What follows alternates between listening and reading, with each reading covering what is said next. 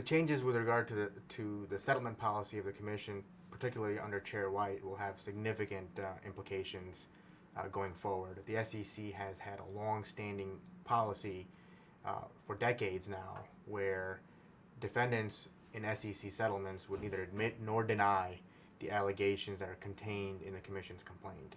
That policy over the past year and a half or so under Chair White has gone through a significant evolution. It starts off, and a lot of the credit goes to Judge Rakoff in raising a tremendous amount of concern about this long-standing policy in imposing injunctive relief going forward. That really was the backdrop, particularly the Citigroup decision, leading to the evolution in the commission's changes in the admit nor deny policy. So you start off by Chair White announcing that there will be admissions required where there's a criminal settlement where there's been a plea where the individual has admitted in a criminal context to have engaged in misconduct.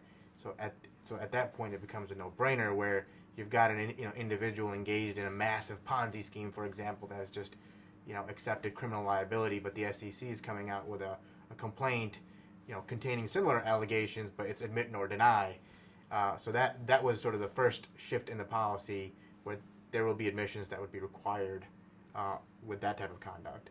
As things proceeded forward, there was other areas that have been highlighted by Chair White where under certain conditions where it's appropriate from a statement perspective, from a protecting investors from harm standpoint, that there would be a requirement for certain admissions. And we've seen a number of cases flow out as a result of the recent shift in this policy. Now, going back to your question of the real world impact, this process of coming and being at the negotiation table, talking about a settlement, comes in obviously at the very tail end of an investigation. So by now you've gone through, the trauma of an SEC investigation, collecting documents, responding to various requests by the commission, providing individuals for depositions and or testimony, and then working with the commission and trying to resolve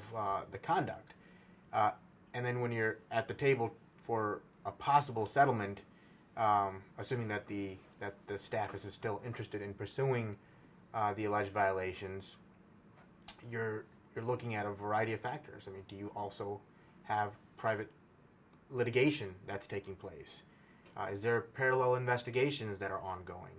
Are there D&O, officers and directors policy, like insurance policy considerations that may impact a decision to admit to a potential liability or misconduct?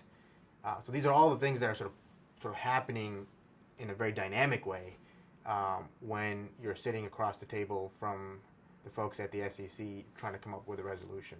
So I think it's going to be a significant impact, both from an individual and a company standpoint, but also from the staff's perspective, the SEC's perspective, because the SEC is going to get a lot more pushback when it comes to demanding that the defendants enter into settlements, and that will certainly increase the percentage of cases that typically will go to litigation. If you look at the numbers, particularly against corporations, there is not a significant volume when it comes to litigation with the SEC.